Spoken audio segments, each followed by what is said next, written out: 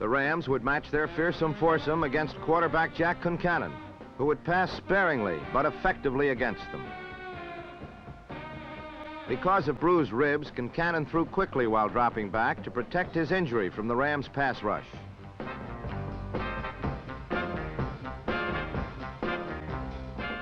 Because their outside speed was shorn by the loss of Sayers, the Bear setbacks, and in particular, Brian Piccolo, number 41, attacked Los Angeles from tackle to tackle. On 3 straight determined runs by Piccolo, the Bears reached the Rams' 30.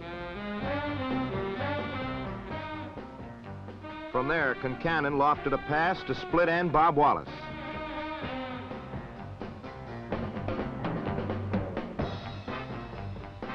On the last play, the Bears blended Concannon's perfect pass and Wallace's picture reception to move them within 1 yard of a first down.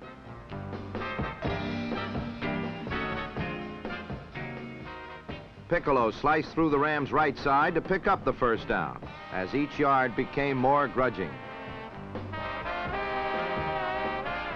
With 2nd and 10, Concannon scrambled up the middle for 5 yards.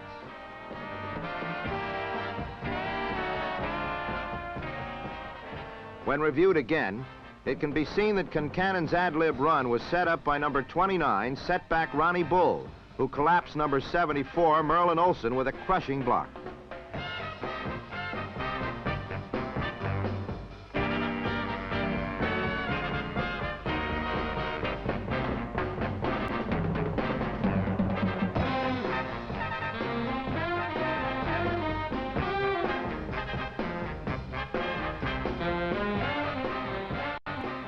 When Concannon's 3rd down pass to Cecil Turner was barely overthrown, the Bears brought on Mac Percival, who booted them into a 3-0 lead. It was to be the only scoring in the first period. To set up his passing, Ram quarterback Roman Gabriel wanted to run on the Bears. So did halfback Willie Ellison, number 33. But Chicago's defense continued to make its point emphatically. On his next attempt, Gabriel found only a swirling horde of black shirts and a 2-yard loss.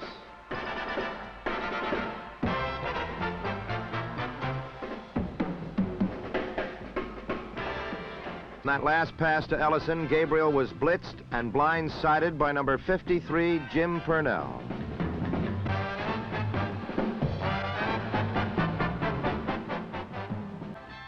On the next play, Ellison climaxed the drive with a touchdown as the Rams gained the advantage 7-3. However, the Bears never lost their composure. And on the ensuing kickoff, Clarence Childs, with a smart assist from number 51, Dick Butkus, raced 88 yards to the Ram 1.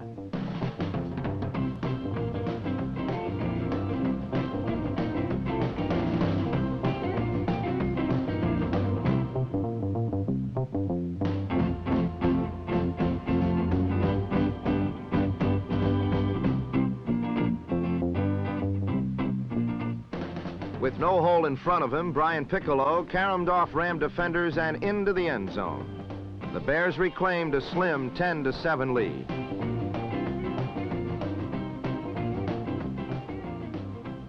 With less than 3 minutes to play in the first half, the Bears took over again. Concannon connected with Piccolo. First down the middle,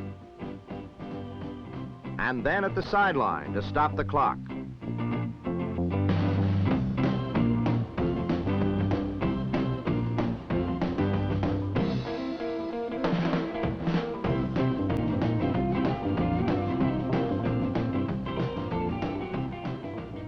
When Piccolo could manage only 3 up the middle, Concannon wisely used the sideline again with a pass to Dick Gordon.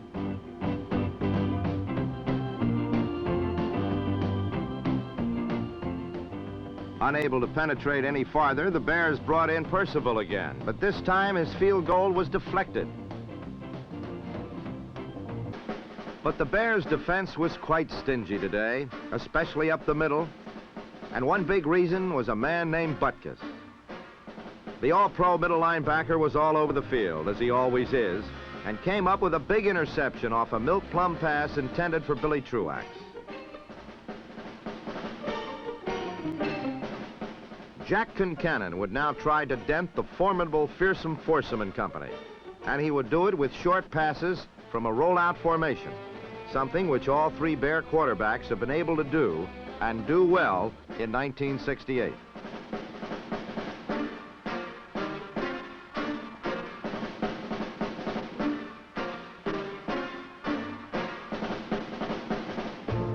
Concannon is probably the best of the three at this type of maneuver. He is a strong runner and is able to quickly sprint away from the pocket, set up and throw before unrushing linemen can catch him.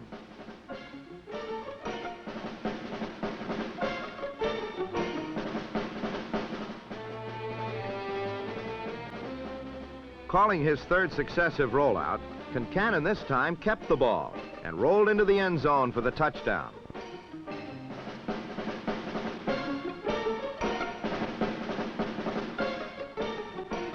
On the replay, watch number 72, Jim Cadile, the Bears' right guard, as he escorts his quarterback around the flank, allowing him to go in untouched. Bears 17, Rams 7. Roman Gabriel was back in for Los Angeles, and much as he would have liked to, he was still unable to avoid contact. Gabriel is far from fragile, however, and on the last play, he was able to complete his pass to Ellison, good for a first down.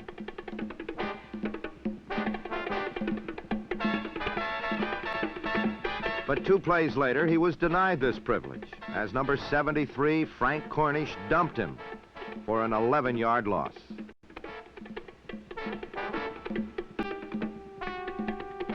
Again, the Bears would get to Gabriel, whose lack of protection was a big factor in their lackluster performance thus far. And again, the Bears took over. Concannon continued with a game plan which had been as successful for the Bears since the loss of Sayers: rollouts and short passes. In fact, when he dropped back in the pocket, Greg Schumacher, number 81, was able to trap him for a loss, setting up a punt from the 25. Due to the Dooley pass defense, ball control was the answer. And for the first time, the Rams, with rookie Mike Dennis, broke through for long gains.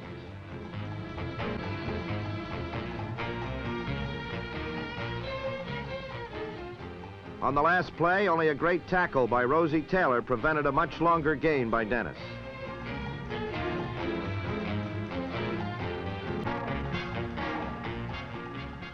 Concannon wanted to control the ball, to use up as much time as possible. But against the Fearsome Foursome, this is always hard to do. Bull and Piccolo were able to gain a creditable 60 yards apiece. But the main thrust would have to be either on his own scramble or through the air. And number 11 succeeded in marching slowly but surely into Rams territory with this strategy.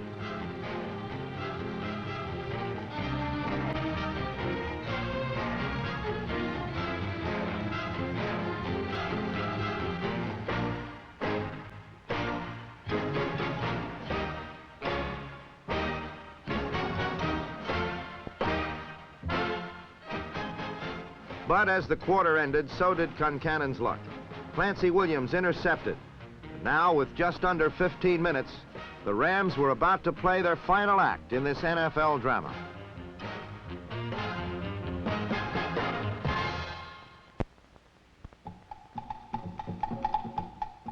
Down by 8, the Rams needed a quick score, and Gabriel decided to do it through the air.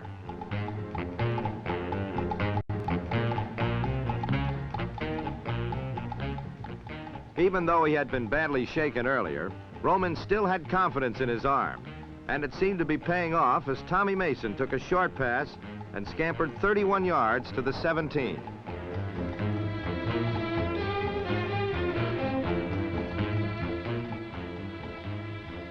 Then the injury-prone Mason danced around right end for 8 more.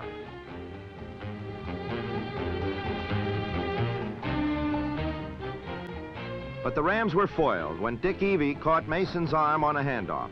The ball popped loose, and the ubiquitous Mr. Butkus recovered for Chicago. For the second time, they blocked a Bears punt and took over deep in Bears territory.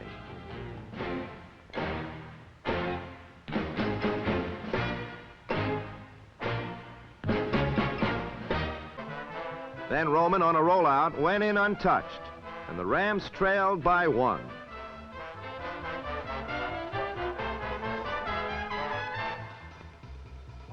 Hollywood couldn't have invented a better script for the final minute of this game, and Gabriel resembled a Hollywood hero as he valiantly led his team upfield. Then Gabriel did it again on a clutch pass and an equally clutch reception by Jack Snow, and the Rams were now in field goal range with 30 seconds left. The Rams' last play of the game deserves another look, not so much for the fact that it was a close one, but for the simple reason that this marked the end of the line for George Allen's team. A team that had withstood a poor year offensively and had battled the Colts down to what everyone thought would be the final day of the season for the Coastal Division Championship.